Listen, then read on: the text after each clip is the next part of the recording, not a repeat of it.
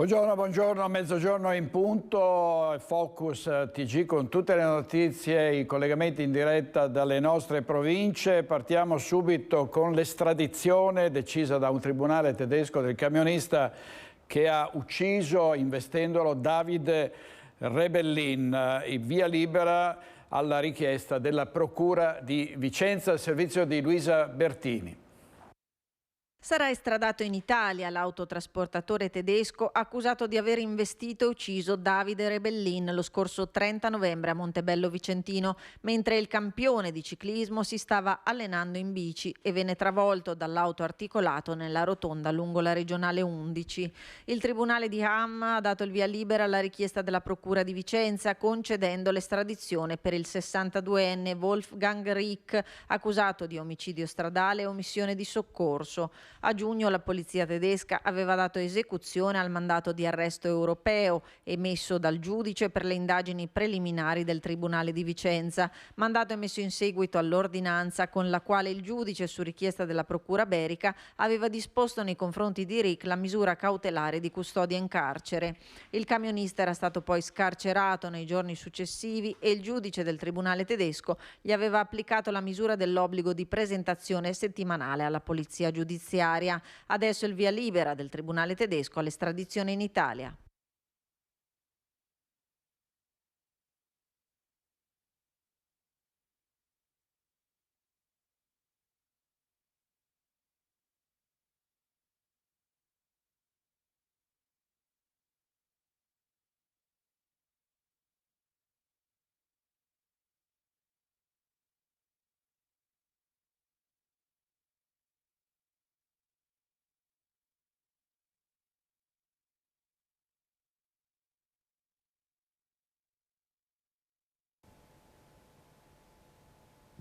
Sì, buongiorno a voi, buongiorno ai nostri telespettatori. Siamo in compagnia di Alessandro Benazzato, capo del soccorso speleologico di Vicenza, perché ha partecipato il gruppo vicentino a un'importante operazione di soccorso in cui è stata salvata Ottavia Piana, quindi sono stati 2 giorni in cui tutta Italia è stata col fiato sospeso a guardare le vostre operazioni di soccorso e poi questo applauso finale in cui siete riusciti a trarla fuori da questa grotta.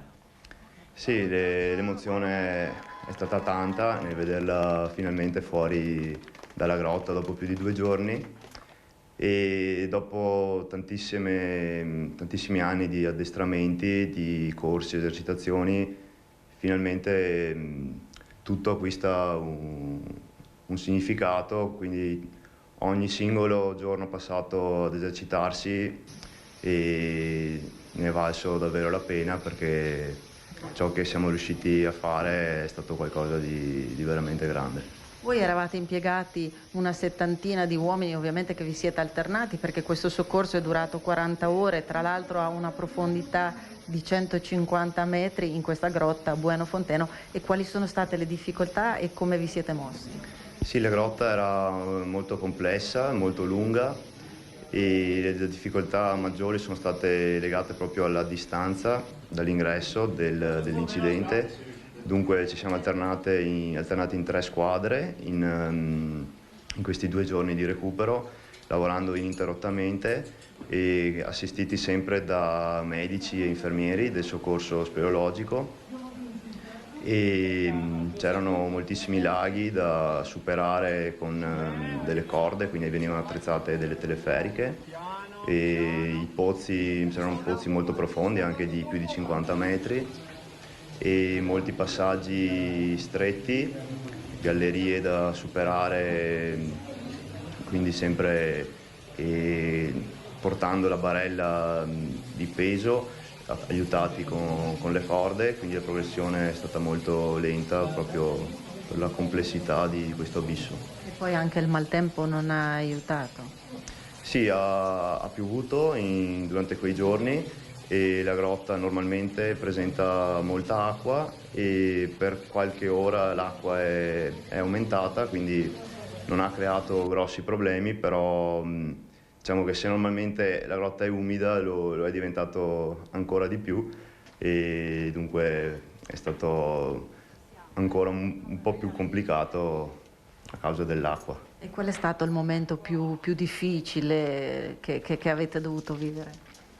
I primi momenti, quando siamo arrivati sul ferito, lei aveva molto dolore e sembrava veramente complicato il trasporto, e successivamente, grazie ai medici che sono intervenuti e con una cura farmacologica importante, l'infortunata è riuscita a tranquillizzarsi e a permettere a noi di svolgere il nostro lavoro nelle migliori condizioni e il più velocemente possibile. Ecco, questo è stato un grande intervento. Lei prima mi diceva di interventi così importanti e così difficoltosi non ce ne sono dal 2007. Sì, questo è sicuramente uno dei più grandi interventi degli ultimi anni in Italia, e a memoria si deve tornare indietro nel 2007, quando ci fu un incidente in Marguerite, nel Piemonte, e vennero impiegate più di 100 persone per 4 giorni, e da allora in Italia questo è sicuramente il più importante. Ecco, io ringrazio il soccorritore vicentino e restituisco a voi la linea allo studio. Grazie molte, grazie Luisa Bertini, complimenti per questo salvataggio eccezionale. Avete visto delle immagini proprio all'interno della grotta, e un intervento lungo e impegnativo questa notte nel Vaio dell'Orsa, a Brentino Belluno nel Veronese, dove 3 torrentisti, uno è rimasto infortunato tra l'altro, erano bloccati da ore senza la possibilità di dare l'allarme. Sul posto sono arrivati 11 tecnici del gruppo Forre del soccorso alpino e speleologico. I 3 erano fuori dall'acqua, ma sempre in un luogo umido, e uno di loro, 60enne, ferito alla gamba e in ipotermia, è stato subito riscaldato e medicato. È stato attrezzato il tratto dell'acqua, dalle 2 alle 5 sono state affrontate 8 calate all'interno della forra, cioè gli speleologi, i soccorritori si sono calati all'interno di questa forra, con l'infortunato nella barella stagna, seguito passo passo anche da medico e da un'infermiera. Poi, arrivati sul sentiero, l'ultima parte dell'itinerario fino all'ambulanza è stata superata con il trasporto in barella, e l'intervento si è concluso alle 7 di questa mattina. Sono sempre attività piuttosto rischiose e quindi bisogna fare sempre molta attenzione. Vediamo 2 titoli dal Gazzettino. Allarme clima sul Friuli Venezia Giulia, se continua così chiuderanno tutte le stazioni sciistiche da Piancavallo a Sappada, e poi il maltempo che non si placa, in arrivo vento, temporali e grandinate, scatta l'allarme in Veneto. Andiamo avanti con la cronaca, il caso di un poliziotto che dava permessi di soggiorno falsi, e quindi era al vertice di questo sistema di corruzione. 6 anni fa l'indagine era partita, adesso dopo il processo questo agente di polizia andrà in carcere. La Cassazione ha confermato la condanna di primo e secondo grado per Renzo Dalla Costa, l'ex sovrintendente dell'ufficio immigrazione della questura di Padova, considerato la mente di un mercato sporco di permessi di soggiorno ottenuti dagli stranieri in cambio di tangenti. Per l'ex poliziotto da lunedì si sono aperte le porte del carcere per espiare la condanna definitiva di 5 anni. L'indagine, che inizialmente lo aveva portato agli arresti domiciliari, era iniziata 6 anni fa ed era stata condotta dalla squadra mobile della questura di Padova. Insieme a Dalla Costa erano finiti nei guai almeno altri 3 poliziotti dell'ufficio immigrazione. Il sistema corrotto si basava sulla compiacenza di alcuni professionisti che garantivano fittizi contratti di lavoro e alloggio in modo tale che i poliziotti compiacenti potessero compilare falsi documenti per la regolarizzazione degli stranieri. Almeno 400 permessi di soggiorno falsi rilasciati da Dalla Costa, che in 3 anni, dal 2013 al 2016, avrebbe intascato grazie a questo sistema 200.000 euro. A A pagare per i permessi falsi erano soprattutto cittadini cinesi che sborsavano fino a 2.500 euro per ottenere i documenti falsi. Il 55enne, ex poliziotto, in questi anni ha già scontato 6 mesi agli arresti domiciliari. Nell'aprile del 2019 la condanna in primo grado, confermata in appello nel 2021 e 10 giorni fa anche dalla Cassazione. E ancora caccia al killer o ai killer di Margherita Ceschin, assassinata nella sua abitazione di Conegliano. I 2 sconosciuti sono stati filmati dalle videocamere, ma queste immagini non bastano. Allora il procuratore capo della Repubblica di Treviso Martani invita tutti coloro che hanno subito dei furti e che non li hanno denunciati a farlo, perché potrebbe trattarsi delle stesse persone. Analisi approfondita intanto anche sul telefonino della donna che potrebbe essere stata aggredita alle spalle. Vediamo il servizio di Christian Arboit.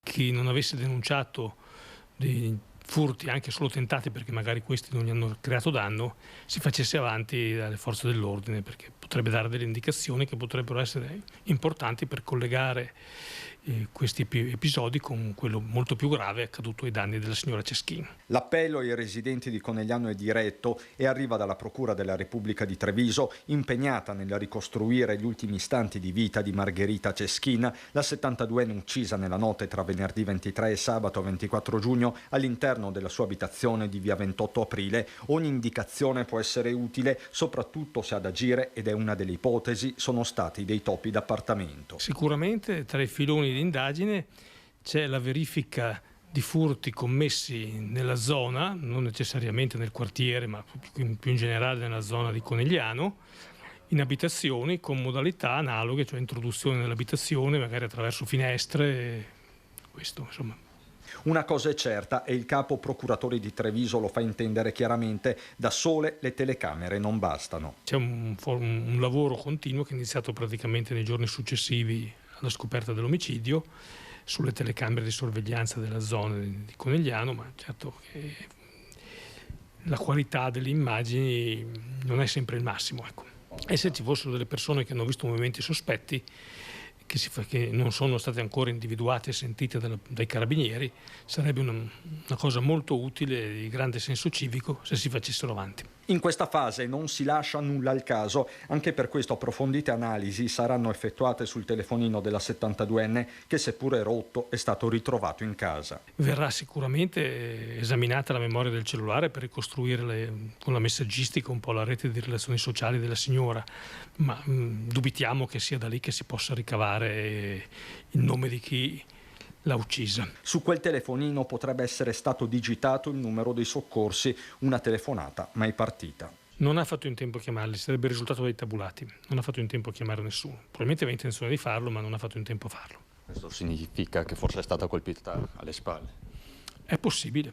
Ci sono vari tipi di dinamica compatibili con i dati oggettivi delle lesioni alla signora, le condizioni dell'appartamento, eccetera.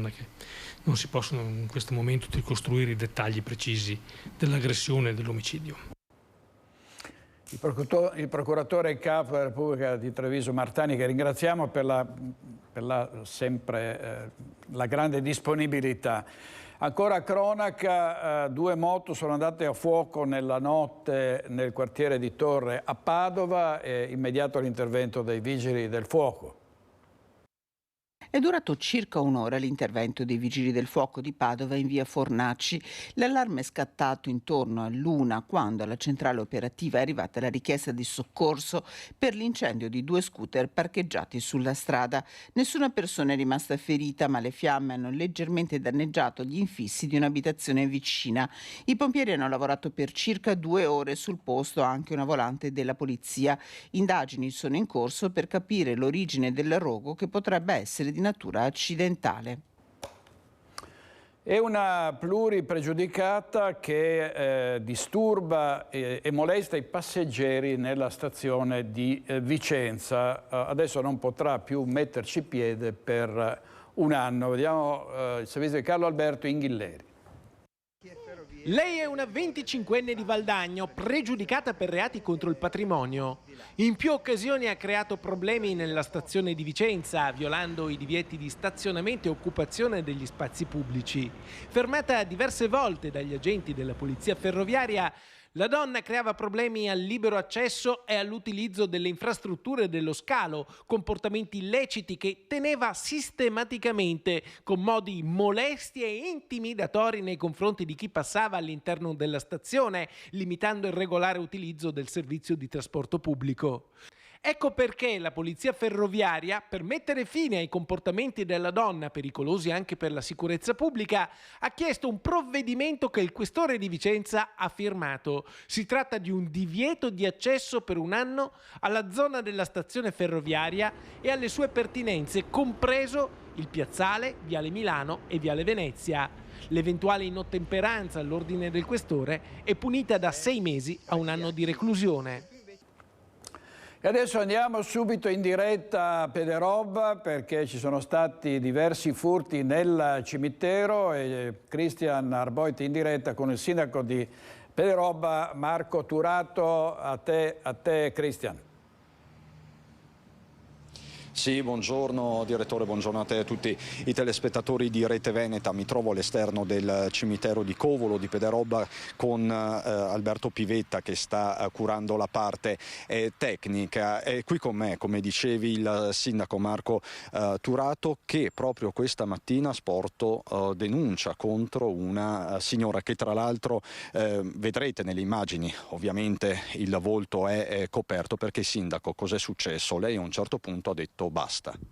Ho detto basta a questo gesto infame. Era diverso tempo che mi veniva segnalato furto di vasi, di fiori, di mazzi di fiori dalle tombe dei cimiteri del paese, per cui ho dato mandato ai vigili urbani di installare una fototrappola perché, come immaginavo, i fiori, come sappiamo tutti, i fiori si portano in cimitero, non si portano fuori dal cimitero e di conseguenza abbiamo individuato questa infame, perché così la posso solo descrivere. Ecco, tra l'altro questa signora si è resa protagonista di una serie di furti, anche più volte in una sola nottata. Sì, sul giro di 5 minuti ha fatto 4 viaggi, nel senso che 4 volte è venuta la stessa sera a portare via i fiori dal cimitero della frazione di Covolo.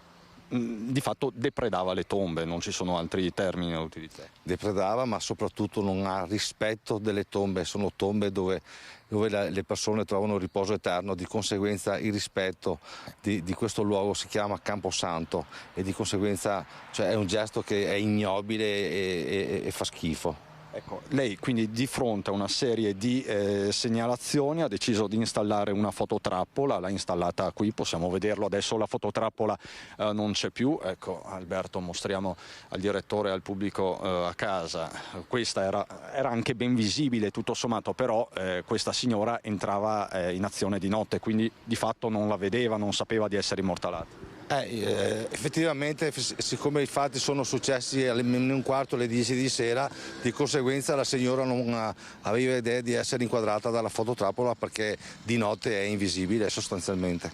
E quindi così avete catturato le immagini, adesso queste foto che noi vediamo ovviamente con il puntino bianco sul volto sono a disposizione delle autorità, immagino dai carabinieri. Sì, ho sporto denuncia ai carabinieri per questo fatto ignobile.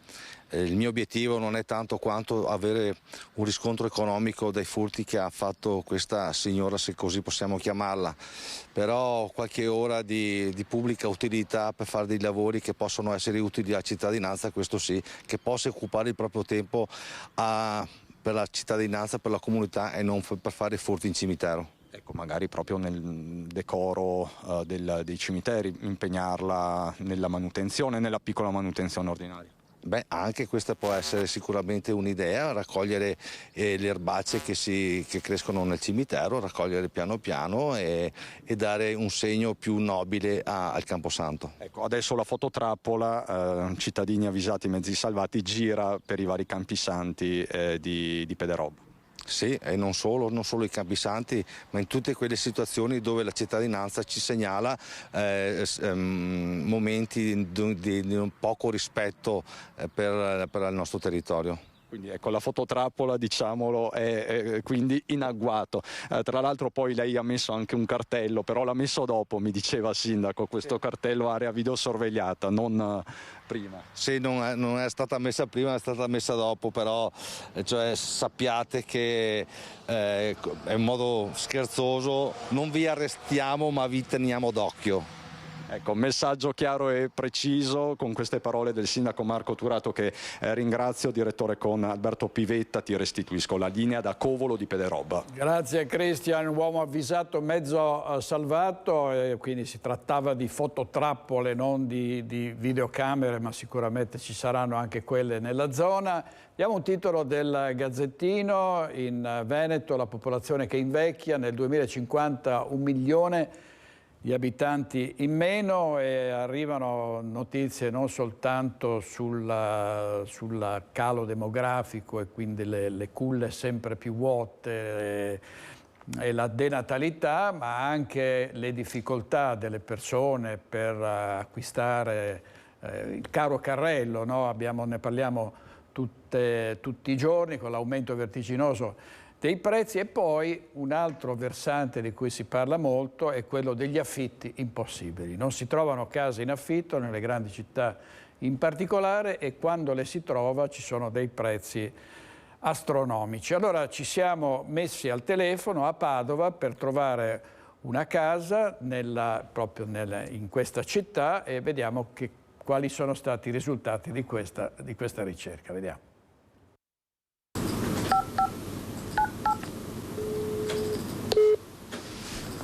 Buongiorno, per lavoro mi trasferisco a Padova da metà agosto. C'è un appartamento, cerco un appartamento in affitto, volevo capire se avete qualcosa per caso. Noi purtroppo al momento non abbiamo nulla in affitto. Al momento di affitti non c'è praticamente nulla, e a noi in affitto è da un bel po' di tempo che non ci entra nulla. Qualche ora in redazione al telefono, ecco il risultato di una decina di chiamate da alcune agenzie immobiliari del centro di Padova. Appartamenti in affitto non ce ne sono neppure, come chiedevamo, a partire da settembre. Avete qualcosa? Non ne abbiamo, no. Ci sarà qualche disponibilità secondo lei? Più avanti non lo so, adesso dopo le vacanze se ne arriva qualcuno. Noi signora però seguiamo solo i casi degli universitari, perché facciamo solo contratti per studenti universitari, non abbiamo disponibilità per lavoratori. I pochi appartamenti offerti, alcuni non ancora nelle disponibilità delle agenzie, presentano prezzi molto alti. La prima proposta arriva da fuori città. Noventana. Sì? Quarto d'ora dal centro, e appunto un quadrilocale 90 metri quadrati, viene 900 euro senza spese condominiali e l'utenza autonoma. Se no abbiamo delle soluzioni in centro storico. In centro città il primo appartamento che potrebbe fare il caso nostro non è ancora libero ed è senza posto auto se non in un parcheggio a pagamento. Potremmo esserci 700, però non lo so. Più le spese condominiali o senza? Più le spese condominiali. Risulta un po' quell'effetto tipo una bellissima stanza d'albergo in un qualche modo. Una seconda proposta a prezzo concorrenziale pone una serie di vincoli per iniziare la trattativa. La persona deve essere dipendente, che poi uno può anche essere licenziato, ma la proprietà vuole così. Nel giro di una settimana va via 700. Più spese condominiali? Sì, 90 euro di spese condominiali. Un solo altro appartamento è libero da subito nel centro della città, 1.100 euro al mese più 100 euro di spese condominiali, con contratto da sottoscrivere 6 più 6 anni. Altri liberi da settembre a prezzi simili, tutti sui 60 metri quadrati. Le vetrine online, se possibile, danno ritratti anche peggiori, con monolocali che partono da 500 euro e spese condominiali mensili che difficilmente scendono sotto i 200. Una ricerca, la nostra, che si conclude in modo desolante. Una fotografia in cui le agenzie immobiliari sono semplici attori di quella che rischia di diventare, se non lo è già, una vera emergenza sociale. E questo era il servizio di Chiara Gaiani. Adesso andiamo in diretta a Mestre, all'M9, dove si sta parlando di infiltrazioni mafiose. L'allarme lanciato dal prefetto, dovrebbe esserci anche il presidente Zaia. Andiamo da Ilaria Marchiori, a te la linea Ilaria. Sì, buongiorno direttore, buongiorno ai nostri telespettatori. È ancora in corso la tavola rotonda, tanti relatori presenti, rappresentanti delle categorie economiche, anche rappresentanti sindacali, per parlare appunto di infiltrazioni mafiose nella nostra regione in ambito economico. Qui insieme a noi c'è Gianfranco Refosco, il segretario generale della CISL del Veneto. Qual è la fotografia nella nostra regione, Refosco? La fotografia è di una mafia che si è molto trasformata rispetto a quella del passato, non agisce più con la coercizione, le violenze e le minacce, ma si presenta soprattutto nel mondo economico con proposte di sostegno a imprese in difficoltà, piccole e medie imprese in difficoltà, oppure agisce con grandi operazioni societarie, speculative o finanziarie, per cui prende il possesso, cerca di prendere il possesso di imprese o di settori importanti per l'economia. Quindi è una mafia meno visibile, ma più subdola, più pericolosa. Come fare per cercare di scardinare questo fenomeno? Innanzitutto la Regione, che ha organizzato anche questa tavola rotonda, ha firmato un protocollo importante. Ma il metodo che si è condiviso già da alcuni anni è quello di provare a mettere insieme istituzioni, regione, comuni, province, con le parti sociali, sindacali e datoriali, con le forze dell'ordine, con le camere di commercio, insomma tutti i soggetti economici del territorio, cercando di fare delle azioni congiunte di prevenzione alle infiltrazioni mafiose, oppure di segnalazione, di raccolta di segnalazioni dei casi sospetti. Questo è partito nel 2019 con il primo protocollo, rinnovato ad aprile di quest'anno. Fondamentale, come è stato più volte detto, sia dalle forze dell'ordine, la Guardia di Finanza, che anche dal procuratore Cherchi, quando ci sono stati i casi che hanno appunto colpito la nostra regione, da parte degli imprenditori fondamentale denunciare, segnalare. È fondamentale anche perché abbiamo visto proprio nella nostra regione, ormai ci sono processi per infiltrazioni mafiose quasi in tutte le province, in tutti i tribunali, che l'intervento poi delle forze dell'ordine e della magistratura è un intervento efficace che può permettere di bloccare queste infiltrazioni. Ecco, ovviamente l'argomento è ampio, ce ne sarebbe da parlare davvero per ore, ma sappiamo che i tempi sono stretti, quindi ringrazio Gianfranco Refosco, qui da Mestre restituisco la linea allo studio. Grazie a Ilaria Marchiori, al segretario della CISL Refosco. Andiamo a Padova, dove c'è stato il crollo di un controsoffitto in una residenza dell'ESU di Padova. Fortunatamente non ci sono stati feriti tra gli studenti. Vediamo. Ad accorgersi del controsoffitto crollato a terra sono stati per primi gli universitari residenti che uscivano per andare in aula studio in mattinata. È dovuto alla pioggia caduta a Padova nelle scorse ore. Il distacco è avvenuto nella residenza ESU Copernico di via San Massimo, una residenza dove gli studenti hanno più volte segnalato le continue infiltrazioni d'acqua che li hanno costretti anche la scorsa notte a intervenire perché le loro stanze non fossero allagate. Nessuno è rimasto coinvolto, per fortuna, e la zona è stata delimitata. Pochi posti disponibili e scarsa manutenzione, puntualizzano gli studenti di Udo, con il coordinatore Domenico Amico che ribadisce la continua emergenza abitativa in cui vivono gli universitari a Padova. Nel frattempo, proprio in queste ore, l'ESU ha diffuso i dati relativi all'assestamento al bilancio 2023, diventato efficace dopo il controllo della Regione. A disposizione dell'ente altri 3.200.000 euro di avanzo della gestione 2023 che saranno destinati a sostenere i servizi erogati. Tra gli interventi previsti saranno finanziati con 160.000 euro i lavori per eliminare le infiltrazioni nella residenza Copernico, dove sarà realizzata una terza cucina e sostituiti i ventilconvettori. Con i fondi saranno banditi 3 progetti per complessivi 261 posti letto e una convenzione per altri 40 dal prossimo anno accademico. Ancora dal Gazzettino, la notizia è arrivata da poco, è stato trovato morto il turista scomparso durante una nuotata, era nel canale di accesso in porto, e questa è una notizia che arriva da Grado. Un'inflazione che punta dritto al carrello della spesa, prezzi dei beni alimentari alle stelle, come dicevamo, nell'aria anche l'idea di scioperi di acquisto da parte dei consumatori. Proprio questa è la novità, la possibilità per i consumatori di fare uno sciopero per bloccare gli acquisti. Vediamo.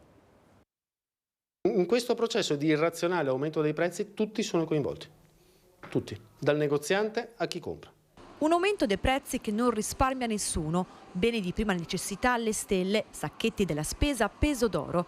Alla cassa, percentuali alla mano, pagheremo ad esempio il riso il 46% in più.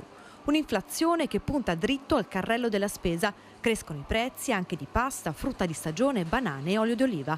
E se da una parte è chiara la direzione, dall'altra lascia perplessi la natura del fenomeno.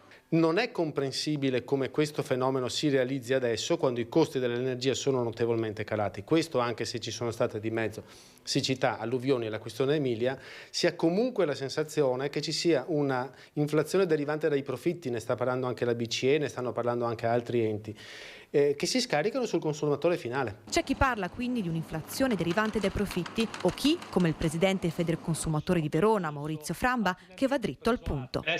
Si chiama speculazione. Lo possiamo dire chiaramente, grazie. Io lo dico tranquillamente, guardi, c'è uno studio recentissimo degli economisti del Fondo Monetario Internazionale che parlano di gridflation, che tradotto in italiano è inflazione da avidità. Speculazione o inflazione d'avidità. Il risultato, o meglio i prezzi, non cambiano, anzi aumentano. E con gli acquirenti sempre più agguerriti, nell'aria uno sciopero nazionale di una settimana che vedrà protagonista la pasta. Gli scioperi che diventano una guerra tra poveri sono assolutamente controproduttivi, nel senso che i negozianti sarebbero i primi a patirne e sono anche loro, come noi, famiglie, per cui ci vogliono altri tipi di ragionamento. Ragionamenti che Federconsumatori traduce in una supervisione dei prezzi. Noi pensiamo che la cosa vera da fare sia creare all'interno di ogni prefettura, quindi dentro ogni città dove vi è la prefettura, un coordinamento, un comitato per il controllo prezzi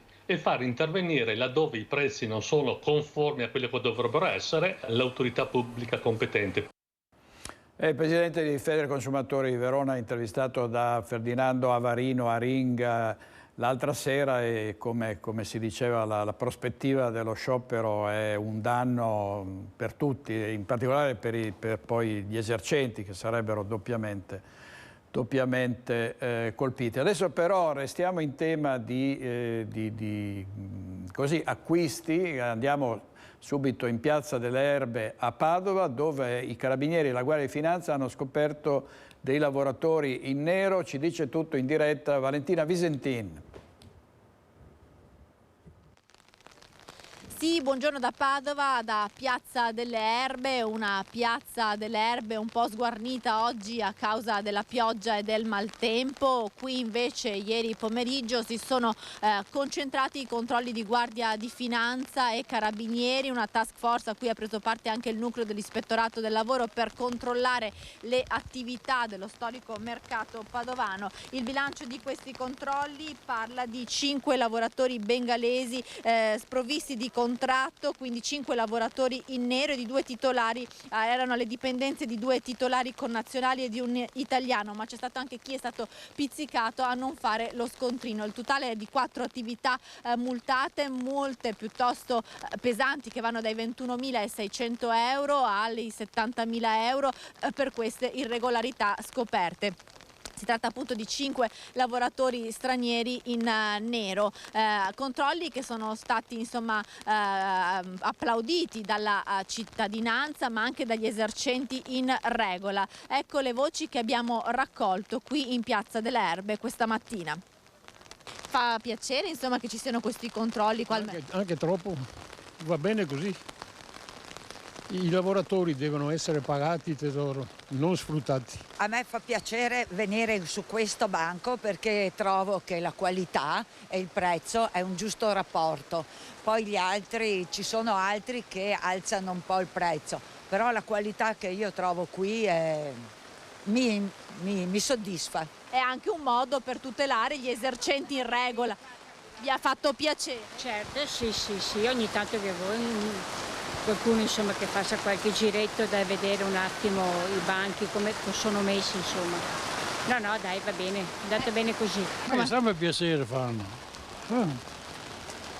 Che controllano, va bene. Aspetta. Va bene? Sì. È giusto che controllano. Molto piacere, da titolare è una cosa che andava fatta perché i dipendenti vanno messi in regola. Il dipendente va messo in regola e poi ci sono tutte altre regole da rispettare perché sennò diventa una concorrenza sleale verso gli imprenditori regolari. Okay? Un controllo va sempre bene.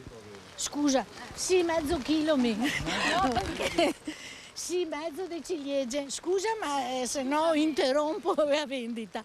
Dimmi. Mi fa piacere insomma, che ci siano questi controlli. Ovvio, sì, certamente i controlli vanno sempre bene. Quant'erano? Non li facevano più. Nei confronti delle 4 attività sanzionate, tutte gestite da bengalesi, verrà anche poi applicata la misura della sanzione, della sospensione della licenza. Questi controlli erano già stati decisi dall'ex prefetto Raffaele Grassi, che prima di lasciare l'incarico durante un comitato per l'ordine e la sicurezza pubblica aveva disposto questi controlli, poi portati avanti dal nuovo prefetto Francesco Messina. E come dicevamo hanno appunto, e come anche avete sentito dai nostri microfoni, hanno avuto il plauso della cittadinanza. Da Piazza delle Erbe è tutto, restituisco la linea allo studio. Grazie molto a Valentina Visentin e parliamo di autonomia perché l'autonomia è sotto attacco, come avrete sentito, l'abbiamo detto anche ieri sera a Focus, ci sono state dimissioni eccellenti dalla cosiddetta commissione CLEP, la commissione Cassese, che sta valutando i livelli essenziali di prestazione, i notissimi, ormai notissimi LEP. Secondo la Lega si tratta, qui abbiamo Alberto Stefani che oggi è intervenuto proprio su questo attacco all'autonomia. Alberto Stefani è stato ospite di Focus qualche giorno fa, oggi ha detto è chiaramente una manovra per attaccare la Lega, non soltanto l'autonomia, in vista delle elezioni europee. Un piano preordinato, ha detto il segretario regionale della Lega Veneta questa mattina in una nota, che ha come obiettivo quello di bloccare la riforma e di impedire che la riforma possa essere realizzata e ottenuta prima del voto delle europee. Quindi se ne sta parlando molto e se ne parlerà ancora. Stefani ha aggiunto si sono dimessi 4 dei saggi di questa commissione, dove ci sono 60 tecnici costituzionalisti, giuristi che se ne stanno occupando, e quindi Stefani ha detto ben poca cosa, la riforma va avanti, il DL Calderoli non si fermerà. All'indomani della notizia sul finanziamento del Bosco dello Sport a Venezia da parte del governo, il vice sindaco Tomaello replica alle critiche che sono state mosse dalle opposizioni, mentre il gruppo di Giovanni Andrea Martini scrive al Premier Meloni. Sentiamo Ilaria Marchiori. In una nota del Viminale si legge che è un'operazione di rigenerazione di un'area urbana degradata. Ora, l'area interessata dal Bosco dello Sport non è affatto degradata, è un'area agricola, è un'area coltivata a mais e a soia, è un'area nobile, bella. All'indomani della notizia sul finanziamento del Bosco dello Sport da parte del governo, dopo il diniego dell'Europa, il consigliere di opposizione Martini ha scritto al Premier perché ci sarebbero delle contraddizioni, in quanto quella non è un'area degradata, come si legge nella nota del Viminale, e non solo. Si legge anche che l'intervento finanziario serve anche per scongiurare il blocco dei lavori per il Bosco dello Sport. Ecco, è singolare perché i lavori non sono mai partiti. Abbiamo quindi invitato la Presidente Meloni a un sopralluogo per capire realmente come stanno le cose, per vedere la situazione dell'area, per capire che i lavori non sono mai iniziati e per vedere quanto bella e quanto florida è quell'area agricola su cui occorre, secondo l'amministrazione, gettare colate di cemento. Immediata la replica dell'amministrazione, che invece parla di riqualificazione e non di colate. È 50 anni che se ne parla di queste infrastrutture sportive, ne parla la destra, ne parla la sinistra, centrodestra e centrosinistra. Rispetto ai progetti precedenti si tolgono 600.000 metri cubi e si impiantano 100.000 alberi. Penso che sia insomma un'occasione storica, visto che quell'area era stata individuata già dalle giunte precedenti per fare lo stadio e il palazzetto dello sport, quindi io penso che le polemiche insomma non hanno senso di esistere e la città lo vuole queste strutture. La città ne ha bisogno, la città le chiede da 50 anni, il primo progetto addirittura di stadio è stato fatto negli anni 50, quindi penso che sia ora veramente di riuscire ad avere queste strutture, che la città di Venezia possa per una volta essere innovativa e possa essere all'avanguardia. Il comune ora è pronto a partire. Verranno poi assegnati i progetti e poi si apriranno veramente, nel vero senso della parola, i cantieri. La speranza è quello di fare presto, perché ne abbiamo bisogno, vedendo anche i risultati sportivi delle nostre squadre che militano nei campionati maggiori.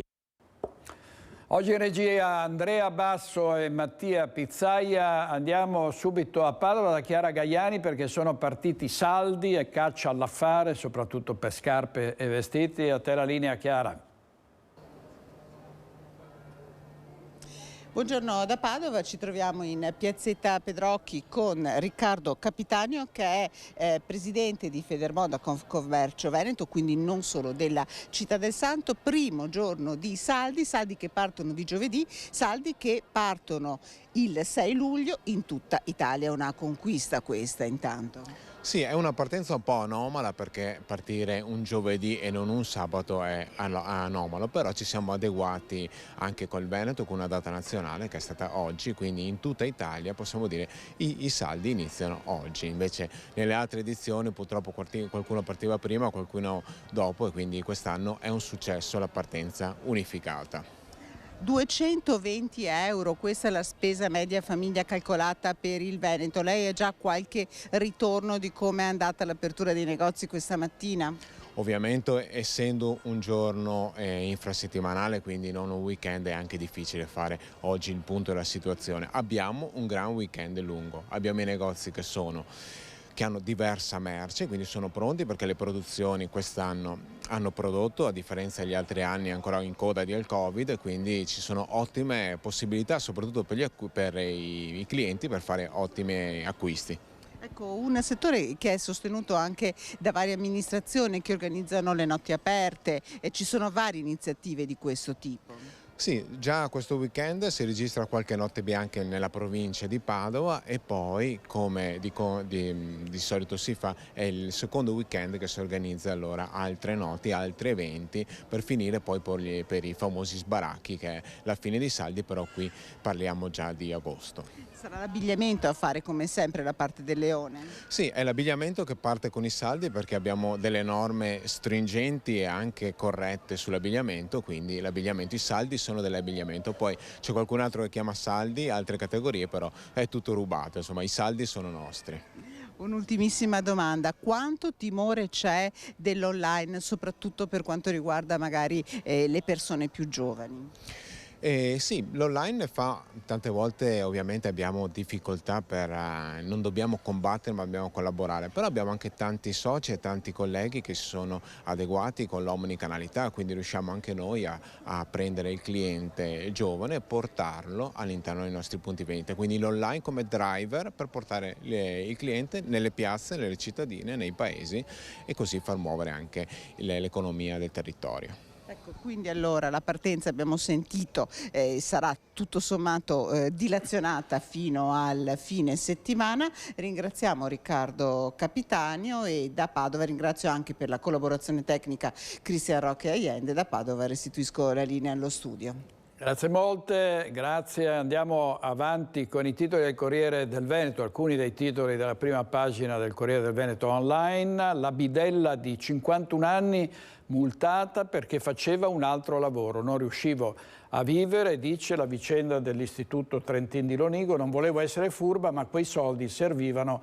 per la famiglia. Mobilitazione e vicinanza per sostenerla. L'altra sera ha tuonato contro questo provvedimento Gio Formaggio a Focus, che ha detto è impossibile sanzionare persone che cercano di sbarcare il lunario perché un'attività a loro non basta. Poi vediamo ancora dal Gazzettino Alessandra e il 10 in tutte, no, il Corriere del Veneto, scusate, Alessandra il 10 in tutte le materie, basta ascoltare i prof al mattino e studiare con passione. Clemente Del Vecchio: cresce il patrimonio del miliardario più giovane del mondo, è il figlio del più giovane del fondatore di Luxottica, Leonardo, che è scomparso recentemente. La crescita della società Delfine, la partita in assicurazioni generali e la questione del Mose, la prima paratoia piena di cozze, ma la situazione è migliore del previsto, e su questo vediamo il servizio della nostra redazione di Venezia Mestre.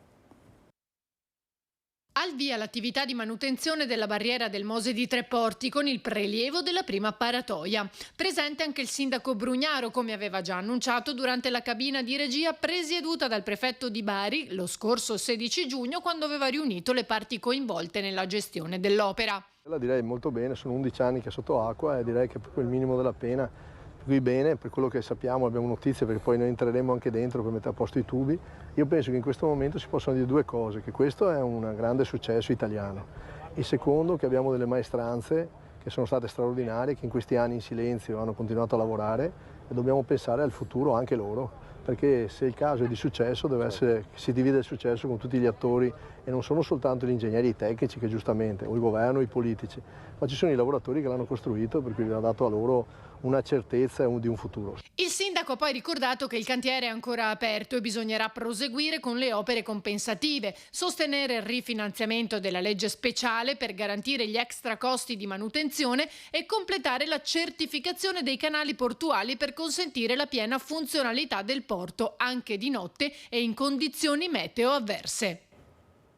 Intervista di Ilaria Marchiori al sindaco di Venezia Luigi Brugnaro. Vediamo titoli dal Corriere della Sera: l'apertura del testamento di Silvio Berlusconi, a Marina e Pier Silvio, i figli avuti dalla prima moglie, la maggioranza di Fininvest, 30 milioni a Marcello Dell'Utri, nulla mi doveva, ha detto quello che è stato uno stretto collaboratore di Berlusconi per molti anni. E poi la moglie, tra virgolette, di Berlusconi, la Fascina, Marta Fascina, pare abbia ricevuto un assegno da 100 milioni.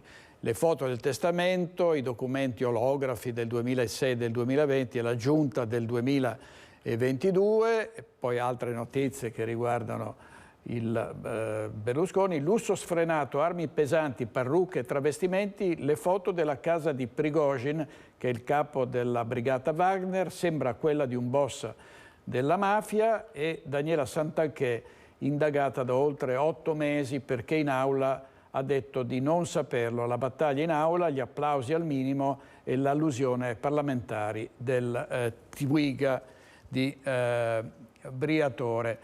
E adesso, come previsto, andiamo a vedere le novità sul crack delle banche popolari. Vediamo. Le indagini su questo filone di reati fallimentari commessi nella gestione di Veneto Banca sono ormai addirittura d'arrivo, e entro l'estate verrà emesso l'avviso di chiusura indagini, dove verranno dettagliati i capi di imputazione nei confronti di una dozzina di indagati. Non fa nomi il capo procuratore di Treviso, ma è chiaro che anche stavolta protagonista del terzo e ultimo filone delle indagini sul crack di Veneto Banca sarà Vincenzo Consoli, già condannato a 3 anni per il reato di ostacolo alla vigilanza dalla Corte di Appello di Venezia nel gennaio scorso, e attualmente a processo in primo grado per associazione a delinquere finalizzata alla truffa. In questo caso il focus è su una serie di reati fallimentari, tra questi la fattispecie più pesante è quella di bancarotta per distrazione. Non più e non solo il meccanismo delle cosiddette azioni baciate. Sotto la lente dei sostituti procuratori Massimo De Bortoli e Gabriella Cama ci sarebbero anche diversi finanziamenti concessi a gruppi e aziende senza adeguate garanzie, soprattutto per speculazioni finanziarie, importi ingentissimi anche per decine di milioni di euro. In questo terzo filone sembra scongiurato l'incubo prescrizione, diventato realtà con l'accusa di falso in prospetto e che potrebbe scattare anche per le ipotesi di truffa. Il perché sta nel codice di procedura. Il rischio di prescrizione per questo filone è abbastanza remoto, perché il tipo di reati che verrà contestato ha una prescrizione di 10 anni almeno, che poi diventano 12,5 con gli atti interruttivi, e nel decorso della prescrizione parte dal 2017, quando c'è stata la sentenza di messa in liquidazione. Sull'eventuale processo Terra già pende però un'altra spada di Damocle, visto che la Corte di Cassazione deve ancora esprimersi sul ricorso presentato contro lo stato di insolvenza. Una pronuncia in senso contrario rispetto a primo e secondo grado condurrebbe il terzo filone su un binario morto. L'altra variabile riguarda la costituzione di parte civile dei risparmiatori. Normalmente nei processi per bancarotta si costituisce parte civile il curatore che recupera nell'interesse di tutti i creditori le somme recuperabili nei confronti degli imputati e poi le mette a disposizione della massa dei creditori con dei piani di riparto che tengono conto dei crediti di ciascuno e anche del livello di privilegio che ogni credito ha. Un'altra vicenda giudiziaria è quella che riguarda i figli delle mamme arcobaleno. La Procura di Padova ha impugnato la trascrizione degli atti dei figli delle coppie omogenitoriali. Erano già state inviate 2 raccomandate alle mamme, a 2 coppie di mamme, e ne sono arrivate altre 2 in questi giorni. Il servizio di Valentina Visentin. 4 raccomandate su 33. Dopo uno stop di circa una decina di giorni, altre 2 coppie di mamme arcobaleno che hanno registrato i figli all'anagrafe di Padova con il doppio cognome hanno ricevuto la busta verde con l'atto della Procura Patavina che impugna la registrazione fatta dal sindaco Sergio Giordani. Si tratta degli atti di nascita di un bambino del 2018 che ha 5 anni e di quello di una bambina di appena 3 mesi.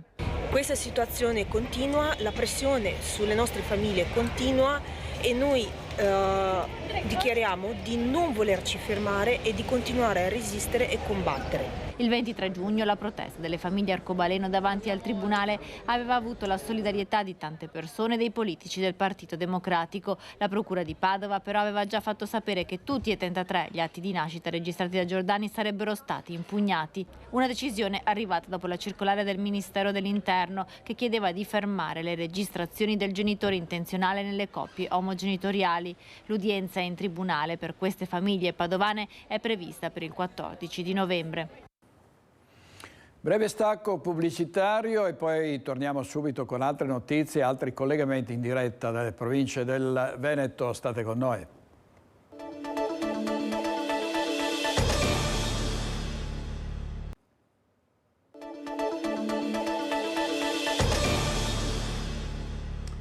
Le culle sono sempre più vuote, qui siamo al dramma della denatalità perché davvero nascono pochissimi bambini e siamo andati a vedere i dati della provincia di Vicenza e qui la natalità è calata del 31% in 20 anni, a pesare sugli under 35 le preoccupazioni relative alla stabilità economica e la necessità di servizi a supporto dei genitori. Vediamo.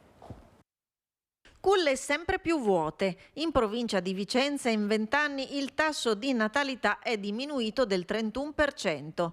Dagli 8.592 nati nel 2002 si è passati ai 5.926. Inverno demografico fotografato dalla CISL Vicentina, che ha sondato su un campione di 1000 vicentini le aspettative per il futuro degli under 35. Poco incoraggianti, considerando che oltre il 67% prevede che la sua condizione di vita a 50 anni sarà peggiore rispetto a quella dei propri genitori, anche se l'80% si immagina con figli. Se l'80% dei giovani under 35 si immagina a 50 anni con un figlio, questa era la domanda, vuol dire che già il 20% di persone hanno scelto di non averne. Genitorialità che rappresenta una scelta sempre più difficile, frenata per il 73% degli intervistati per ragioni economiche, seguite dalla difficoltà di conciliare impegni di lavoro e famiglia per il 62% e la carenza di aiuti per il 50%. Chiedono di sostenere la natalità della propria famiglia, dei propri figli, non soltanto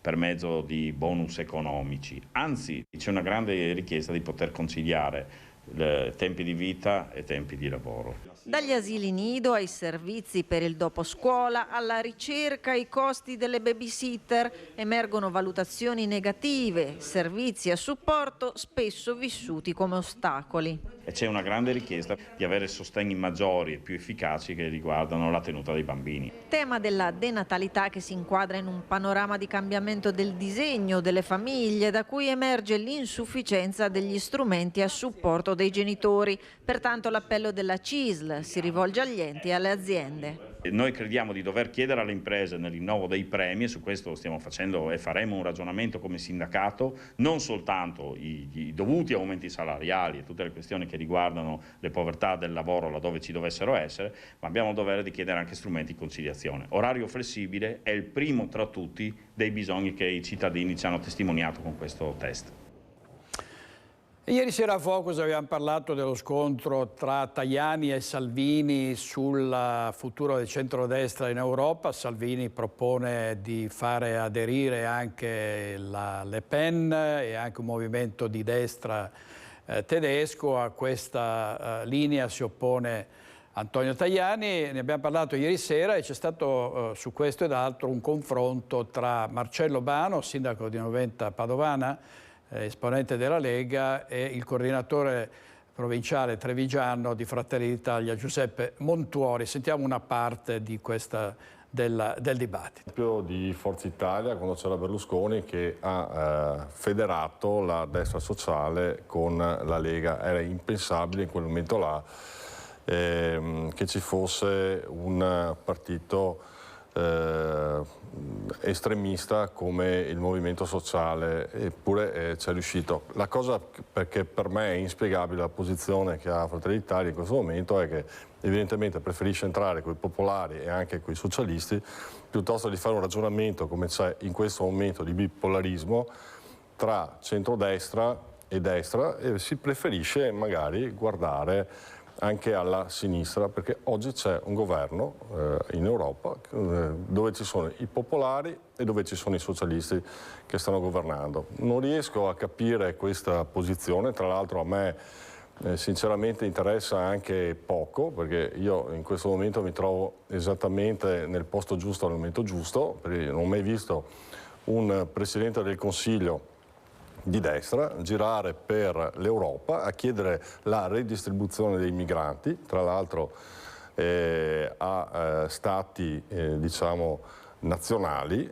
che gli stanno sbattendo la porta in faccia, cioè, quindi io lo trovo assolutamente sbagliato quello che sta succedendo. Mi sembra di vedere Draghi, mi sembra di vedere una politica europeista, che io mi considero europeista ma non di questa Europa, non mi sta piacendo quello, soprattutto quando vado a fare la spesa, ogni volta dico sono europeista, dopo quando vado alla cassa mi girano un po' le scatole, per non dire altre cose, soprattutto vedendo i prezzi che stanno aumentando e tutto quello che ci sta portando questa politica europea. Quindi sinceramente per me la posizione oggi è incomprensibile.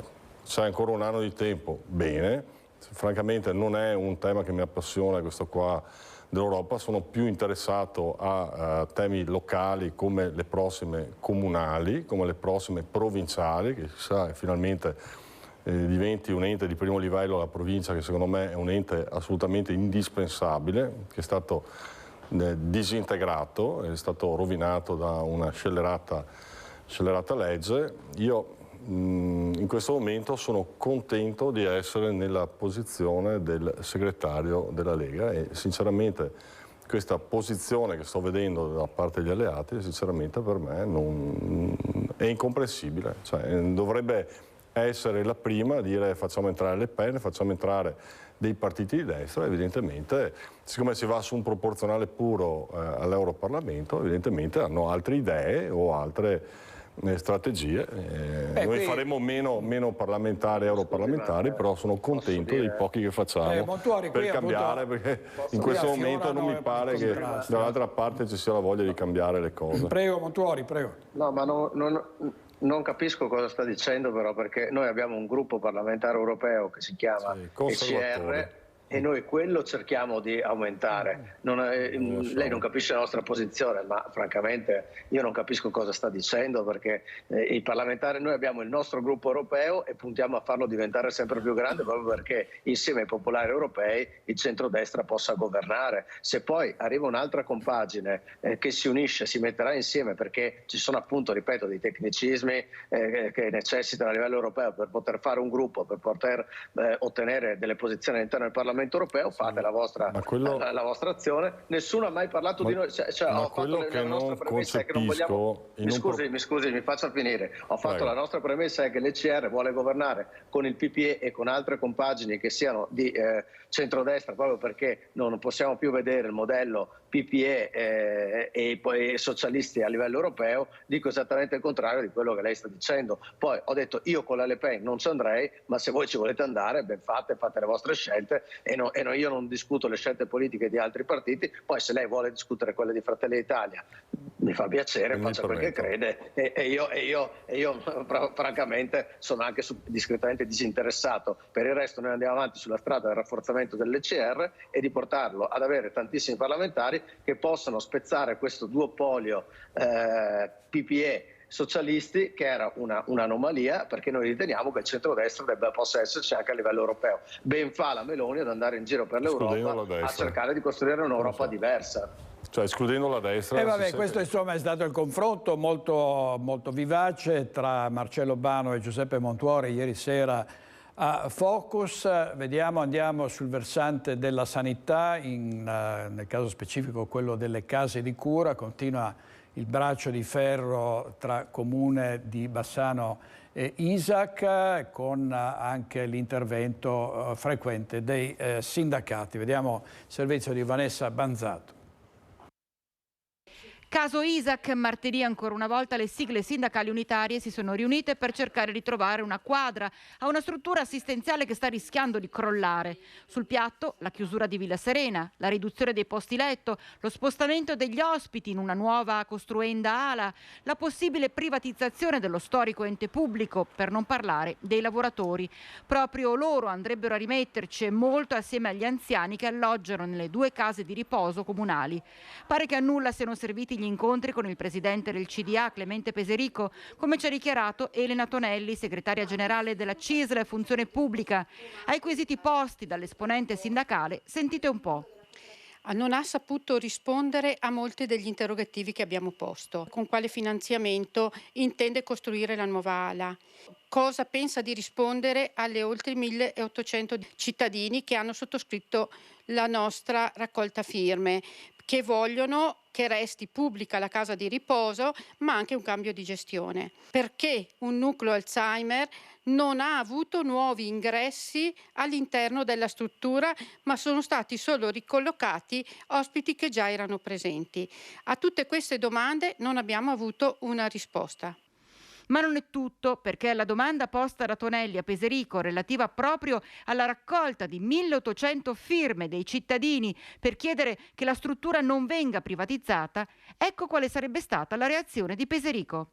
Ha dato molto fastidio e mi aveva invitato che se dovevo continuare a porre questo tipo di domanda potevo anche lasciare la riunione, una riunione dove sono stata invitata a partecipare. Una cosa è certa, Peserico non riuscirà a mettere a tacere le rappresentanti sindacali. Servizio di Vanessa Banzato. Vediamo adesso un altro servizio che riguarda i pazienti, i cittadini che si rivolgono a noi per i servizi della sanità. Qui siamo a Bassano del Grappa, una signora ha detto di avere fatto una prenotazione per una visita e di non aver più saputo nulla. Sentiamo cosa ha detto ad Alex Giuliano. Mistero all'ospedale di Bassano, dove sembrerebbero smarrirsi le prenotazioni di visite ed esami. Non un caso isolato, ma numerose segnalazioni di pazienti che, non ricevendo l'appuntamento, chiedono informazioni al CUP e in risposta si sentono dire che non risulta nulla in calendario. Eppure la prenotazione i pazienti l'hanno fatta. E allora come si spiega tutto questo? appunto è un mistero, proprio come ci racconta una paziente del San Bassiano. Impegnativa alla mano, datata 7 febbraio, la signora si reca al CUP per sollecitare l'appuntamento per un Eco Color Doppler che lei stessa aveva prenotato 5 mesi fa. Ma ecco cosa è successo. Ho fatto il conto che verso luglio, sono 5-6 mesi, quindi. Allora ieri, prenotando un altro esame, ho chiesto alle signorine, ho detto già che siamo lì, controlli anche per l'ecodoppler, perché sono passati 5 mesi, quindi è ora che lo faccia. E lei guarda e mi fa: ma signora, qua non esiste nessuna richiesta. Ho detto: guardi che ho l'impegnativa in mano. Avete capito bene, impegnativa alla mano, al CUP non risultava nulla. E allora la signora ha chiesto di provvedere alla richiesta di un nuovo appuntamento, inserendo però la data di febbraio per non perdere la priorità acquisita in questi 5 mesi. Ma dal CUP è arrivato un altro no. Non so, o le buttate via o non sapete fare il vostro lavoro, non so. L'ospedale di Bassano ormai sta andando a rotoli, per non dire in casino. Ecco, quindi la prego, direttore, faccia rispettare gli orari delle visite e anche il giorno, oltre che l'ora, delle visite con le impegnative che abbiamo, delle visite e degli esami. Non faccia girare le persone anziane per niente. Altre persone della mia, anche gente che più o meno insomma hanno la mia età, quindi anziane, io ho 82 anni, e si trovano anche loro che mi hanno detto: guardi che anche a me è stata annullata, sono andata per la visita ma non c'era la richiesta, e quindi succede spesso. Allora io mi chiedo: cosa le stracciate queste impegnative, queste richieste, o cosa ne fate? Vorrei dire 2 parole su questo, perché noi diamo voce a tutti i cittadini, è nostro dovere, è un cardine dell'informazione locale, dare la possibilità ai cittadini di parlare, di denunciare problemi. Abbiamo nome, cognome, indirizzo di tutte le persone che intervistiamo. Le intervistiamo o a casa loro o nella loro sede, per cui non sono dei fantasmi, abbiamo tutti i documenti, le pezze d'appoggio. La mia domanda è: perché non farsi vedere in volto nonostante tutto? Che paura hanno i cittadini rispetto a dichiarazioni che sono comprensibili, che sono anche apprezzabili? Quindi quello che noi chiediamo a queste persone è di avere il coraggio rispetto alla necessità di denunciare, di farsi vedere, di mostrarsi, di metterci la faccia. Ambulatorio dei ferrovieri, ce ne siamo già occupati. Oggi arriva la conferma che il Comune di Vicenza riqualificherà l'edificio dove l'ULSS-8 collocherà 3 medici di base. Nei mesi scorsi abbiamo chiuso un accordo con ULSS per portare i medici di base nuovamente in via Fincato. La ristrutturazione, questo è l'accordo, sarà a carico del Comune attraverso MCPS sulla base dei lavori già progettati e per una riqualificazione importante. Una riqualificazione importante, sì, perché dal 30 aprile le dimissioni dei 3 medici di base che garantivano il servizio a più di 4.000 cittadini nel quartiere Ferrovieri aveva messo la gente in stato di agitazione. L'organizzazione del servizio dell'ULSS-8, ma la palazzina di via Fincato che ospita l'ambulatorio è di proprietà comunale. Per questo ai cittadini allarmati l'allora sindaco Francesco Rucco aveva assicurato di essere pronto a riqualificare lo stabile. Ricorderete che insomma anche il Comune nella precedente amministrazione si era impegnato a effettuare dei lavori di rimodernizzazione della sede che possono essere sicuramente gli elementi che possono attirare nuovi professionisti. Nel frattempo c'è la garanzia del presidio territoriale dell'ULSS-8 in via Mentana, ma ora tocca alla nuova amministrazione attivarsi sul solco tracciato dall'ex giunta di centrodestra per riqualificare l'ambulatorio che appena sarà pronto potrà ospitare 3 medici di base, e oggi finalmente arriva la conferma. Sì, andremo avanti con il progetto di riqualificazione degli ambulatori medici di via Fincato. La passata amministrazione ci ha lasciato solo un preventivo da parte di MCPS che abbiamo provveduto a riaggiornare. Ora provvederemo a fine mese con una variazione di bilancio ad hoc a reperire le risorse per realizzare la progettazione definitiva e poi partire con le opere. Nel giro di 3 mesi contiamo di aver completato la sistemazione degli spazi. 3 mesi per completare la riqualifica della palazzina. Questo significa che per l'autunno prossimo i 3 medici di base potrebbero entrare, dando una risposta a 4.500 cittadini. Ma oggi quella che si scatena è anche una polemica politica tra Possamai e Rucco. Il progetto per la riqualificazione della sede per i medici ai ferrovieri va avanti. Abbiamo deciso di metterci le risorse che oggi non ci sono, quindi rispetto a quello che si è detto e che ha detto l'ex sindaco Rucco per mesi e quindi che stavano per partire i lavori, semplicemente non era vero perché le risorse non c'erano. Sbaglia Possamai a dire questo perché dimostra di non conoscere le regole della contabilità comunale pubblica. In realtà Mai avrebbe potuto fare la variazione di bilancio urgente appena insediata la Giunta e questo non è stato fatto. Le risorse c'erano lavorando sul bilancio di previsione 2023 senza la necessità di aspettare l'assestamento a luglio. In questo modo i lavori sarebbero partiti immediatamente. È un bel confronto a distanza tra Francesco Rucco e Giacomo Possamai. C'è stato un eccezionale triplo trapianto di organi nell'ospedale di Padova. Vediamo il servizio. Un gioco delle coppie che ha permesso di salvare 3 vite grazie ad un'incredibile serie di incroci tra Italia e Spagna. Protagonisti 3 coppie formate da un donatore e un ricevente, tra di loro incompatibili dal punto di vista immunologico. Una maratona di 18 ore per eseguire prelievi e trapianti di rene. Una catena internazionale che ha unito gli ospedali di Padova, Barcellona e Bilbao, la prima al mondo nel suo genere. Tutte queste coppie hanno la possibilità di essere iscritti nel programma nazionale e sovranazionale per vedere se possono trovare un buon match. Per trovare il buon match si usa questo algoritmo che è stato inizialmente proposto dal premio Nobel Roth, un premio Nobel dell'economia, che cerca di vedere tra tutte le soluzioni possibili di incroci, di coppie che si scambiano il rene, il donatore e i riceventi che ci sono, qual è la soluzione migliore da un punto di vista immunologico. Tutto è iniziato a Padova alle 8:30 del mattino del 20 giugno. Patrizia ha donato un rene e così facendo ha salvato il marito Fabio, in dialisi dal 2005 e reduce da 2 precedenti trapianti. Il rene di Patrizia è arrivato a Barcellona per aiutare un ricevente, in coppia con un donatore che ha dato il suo rene ad un ricevente di Bilbao, a sua volta in coppia con un donatore che ha donato il suo rene a Fabio, marito di Patrizia, chiudendo così il cerchio. L'operazione è terminata alle 2 di notte. Vivere con un rene o vivere con 2 non cambia assolutamente. Vivere con un marito che fa dialisi o vivere con un marito trapiantato fa davvero una differenza enorme. Rinizia una nuova vita, una vita che comunque sia 24 anni fa era riniziata nel 2000 con il trapianto ricevuto ai gemelli.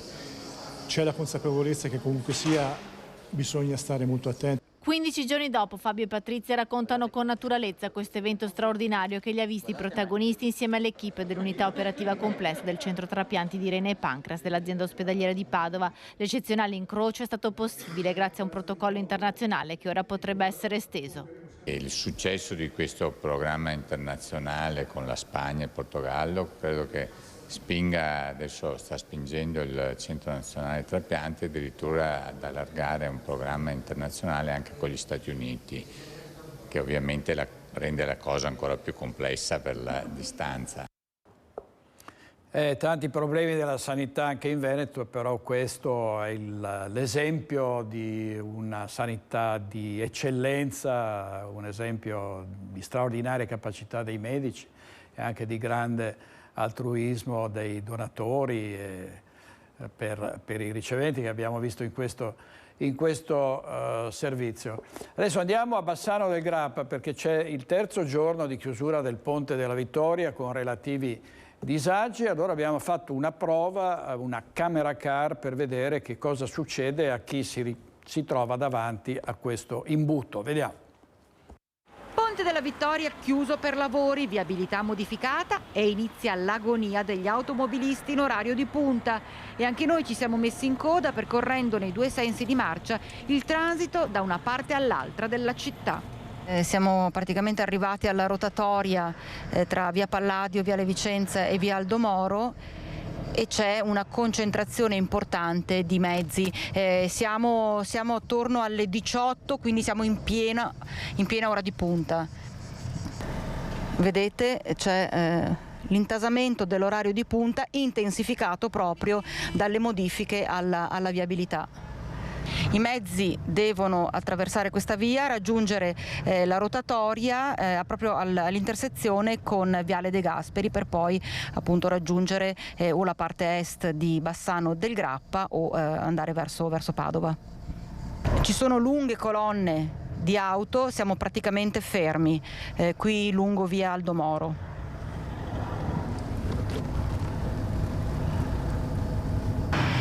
Ecco, siamo arrivati sul terzo ponte, il ponte della Fratellanza, e come vedete la coda di mezzi è ancora molto lunga. Il traffico sta procedendo praticamente a passo d'uomo.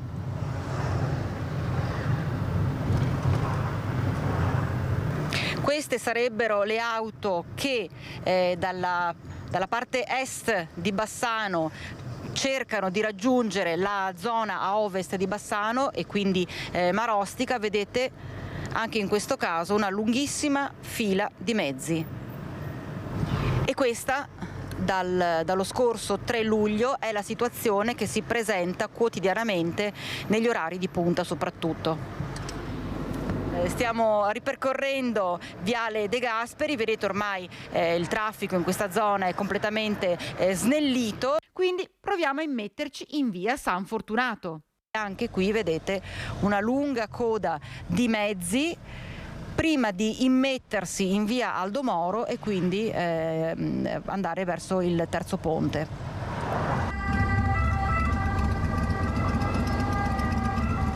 Da nord a sud siamo in via Aldo Moro e vedete le file di auto. Arriviamo da Marostica e guardate, anche qui tutto bloccato. Tra pochissimo c'è il cantiere del Ponte Nuovo e proprio qui il nostro viaggio finisce. E questo era il test alla Camera Car di Vanessa Banzato. Adesso andiamo in diretta da Sharon Di Carlo perché vediamo quali sono le ripercussioni sulla città, in particolare sul commercio, nel primo giorno di apertura del mercato da quando è stato chiuso il ponte. Sentiamo Sharon Di Carlo. Sì, buongiorno a tutti. Oggi, primo giovedì di mercato qui a Bassano del Grappa, con il Ponte della Vittoria chiuso. Il risultato? Pochissime persone nel centro della città, forse complice anche la pioggia, ma ne abbiamo parlato con il presidente dei commercianti di Bassano, Alberto Borriero, i commercianti stessi e i cittadini. Sentite. Primo giovedì di mercato con il Ponte della Vittoria chiuso. Pochissime persone. Colpa del ponte chiuso o del maltempo? Sicuramente il maltempo ha lasciato tutti molto impreparati, perché ci si aspettava che la pioggia finisse prima, in realtà è durata più del previsto e quindi molti ambulanti, ahimè, hanno preferito chiudere il loro banco e tornarsene a casa. La prova del 9 sarà sabato? Sì, sicuramente sabato avremo comunque un'ottima risposta, perché avremo, speriamo, un bel tempo e anche i saldi a pieno regime, quindi sicuramente quello potrebbe essere un ottimo indicatore sull'affluenza delle persone. Questo primo giorno di ponte chiuso? Guarda com'è un disastro, proprio una cosa che non immaginavo neanche noi.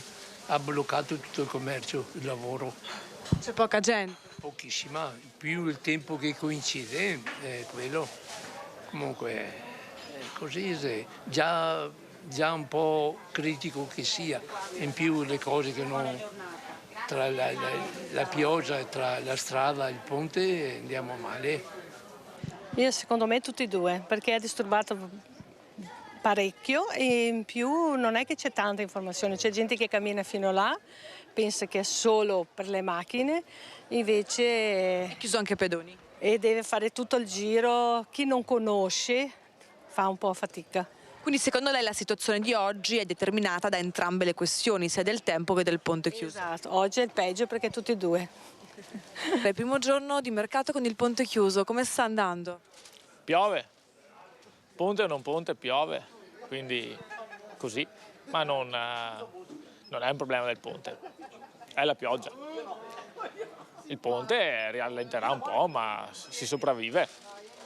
Quindi oggi poca gente data dalla pioggia, secondo lei? Sì. Settimana prossima proviamo di nuovo, vediamo come va. Zero totale. Poi con l'acqua, io sono già 2 settimane che manco, stamattina ho deciso di venire. Sì, ci ostacolerà un attimino perché la gente se deve posteggiare deve fare chilometri per posteggiare, non è una cosa giusta.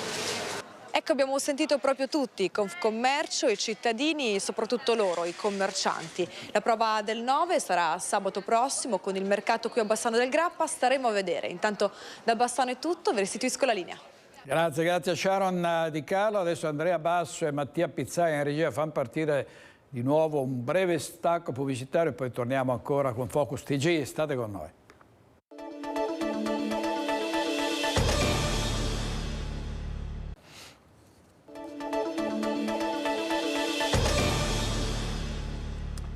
«42 anni fa uno dei più atroci delitti delle Brigate Rosse che sequestrarono nella sua abitazione e poi trucidarono Giuseppe Taliercio, che era direttore del petrolchimico. Ieri a Marghera c'è stata la commemorazione alla presenza di 3 dei suoi 5 figli che hanno detto abbiamo sperato fino all'ultimo che venisse liberato.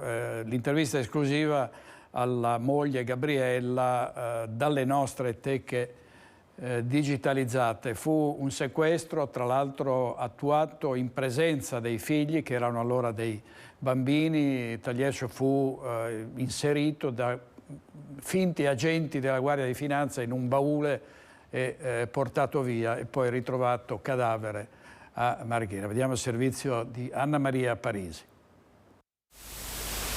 Uomini delle Brigate Rosse, che da più di 40 giorni tenete prigioniero mio marito, a voi mi rivolgo con tutta la forza dell'amore che ho per lui e della disperazione che mi avete messo nel cuore. Vi supplico, non uccidete. Immagini inedite ed esclusive recuperate dall'archivio storico di Antenna 3 e dalle teche della nostra digitalizzazione. Era il 1981 quando Gabriella, la moglie dell'ingegnere Giuseppe Taliercio, lanciò tramite la nostra emittente quest'accorato appello appena pochi giorni prima dell'assassinio del marito, il 5 luglio, quando il suo corpo, privo di vita, venne ritrovato nelle vicinanze della Monte Edison a Marghera, chiuso nel bagagliaio di una Fiat 128.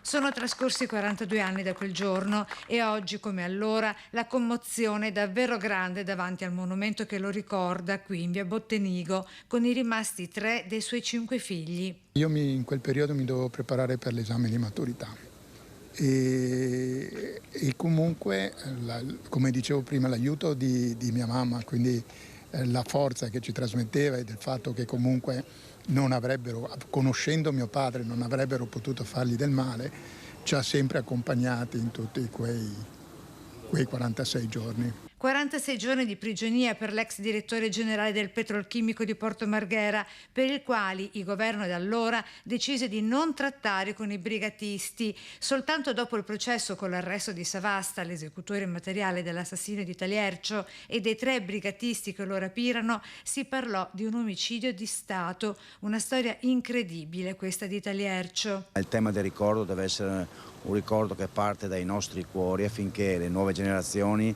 si ricordino, perché il tema è riuscire a portare avanti la memoria di chi non c'è, anche per rispetto dei familiari e chi ha vissuto purtroppo sulla propria pelle queste vicende. Ed è la ricaduta sul presente che è davvero importante. Credo che come sempre ci voglia uno sforzo personale, ognuno deve credere e vivere e crescere sapendo che è anche quello che gli altri hanno costruito per lui. Parole importanti di Adriano Favaro, collega del Gazzettino, che ha seguito per anni l'eversione il terrorismo.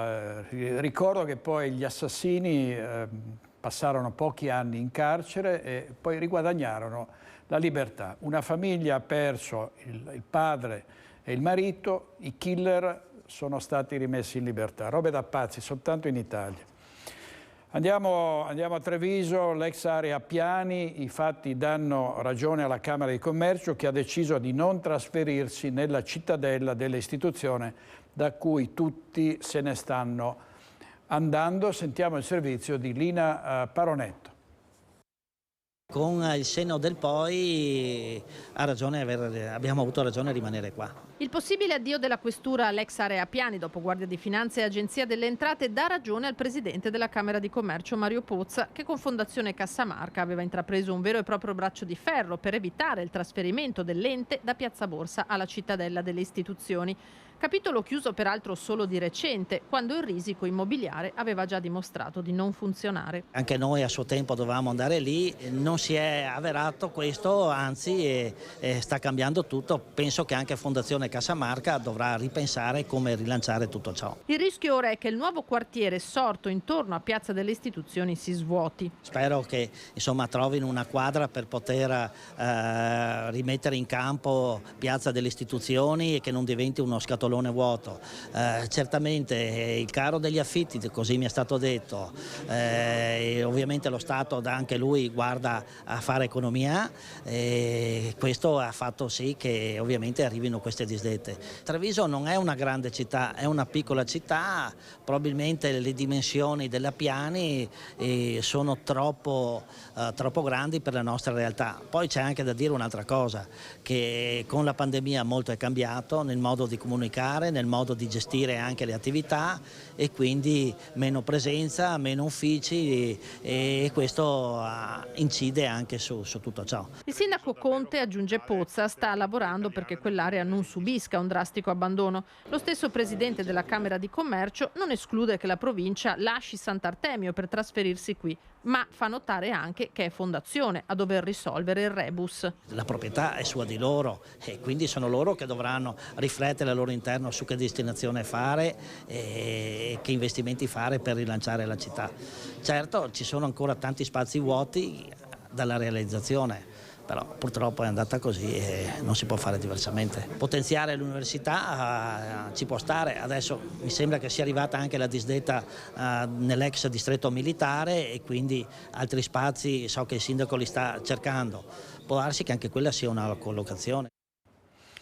Le frecce tricolori solcheranno i cieli di Trieste venerdì e c'è grande attesa, evento che sarà trasmesso in diretta dalla nostra Tele 4.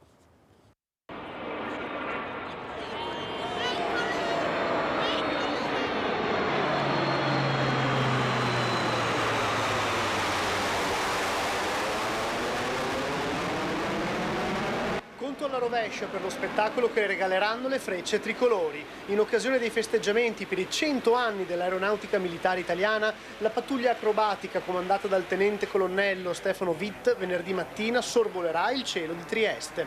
L'esibizione sarà ben visibile da Piazza Unità e dalle rive, ma anche nelle altre zone della città. Il sorvolo sul capoluogo regionale è previsto per le 11 del mattino e Tele 4 lo trasmetterà in diretta. Tutti col naso all'insù venerdì per ammirare la formazione che arriverà a Trieste per poi allontanarsi sul mare per il primo passaggio con una squadra da 9 velivoli. Poi ci sarà una sorpresa in base a quanto previsto dal capo formazione che disegnerà i passaggi con i fumi colorati. Le diverse incursioni degli aerei dureranno circa 6-7 minuti prima del rientro alla base di rivolto.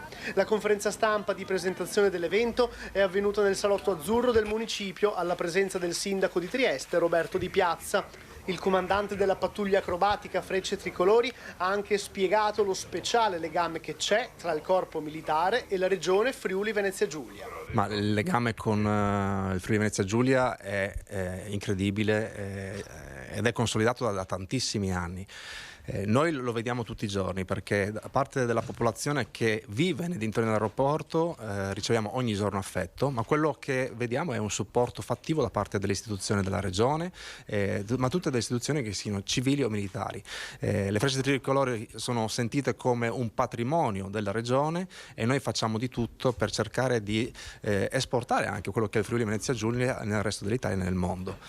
Tant'è che nei prodotti che l'aeronautica militare fa per diffondere appunto la cultura delle frecce tricolori dell'aeronautica militare, in alcuni di essi c'è il marchio Friuli Venezia Giulia, proprio perché c'è una partnership tra regione e il nostro reparto. Appuntamento venerdì dunque per uno spettacolo sempre molto atteso, tutto in diretta su Tele4. Servizio di Gianluca Paladin, è una bassanese di 15 anni, la vice campionessa dell'Open d'Italia Pony. Sentiamo Monica Smiderle. Lei è Sveva Gandin, 15 anni, studentessa bassanese con una grande passione, quella per i cavalli.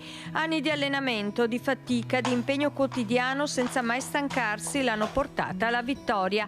Sveva e il suo cavallo Cusco si sono classificati al secondo posto dei campionati nazionali Open d'Italia Pony. Sono state delle gare veramente impegnative, siamo arrivati là con zero aspettative, abbiamo detto facciamo questi campionati italiani, sono da fare, divertiamoci. Abbiamo fatto il primo giorno, un bellissimo giro super veloce, sono arrivata al 6° posto e già per me là era un traguardo. Il secondo giorno un altro super giro, sempre un 6° posto. La finale, purtroppo nella prima manche abbiamo fatto un errore, ma siamo riusciti a passare al barrage e comunque abbiamo fatto un ottimo giro, velocissimo. Sapere dopo, all'ultimo, la seconda posizione è stata un'emozione incredibile. Una soddisfazione enorme per questa giovane promessa che ha saputo portare Cusco ai vertici italiani di categoria. Devo dire che lui non aveva un cavaliere ideale. Poi con Sveva invece si sono trovati. La base di comunicazione che c'è stata è stata fondamentale, perché in 3 anni lui è sempre cresciuto. È un amore grande quello di Sveva per i cavalli, un amore incondizionato, fatto anche di piccoli gesti di dedizione, di affetto e sintonia. È quello per il tuo cavallo? Degli animali meravigliosi, i cavalli, complimenti a Sveva Gandin e a Cusco, è tutto per oggi, grazie, ci vediamo se lo vorrete stasera alle 21:15 in diretta con Focus, buona giornata.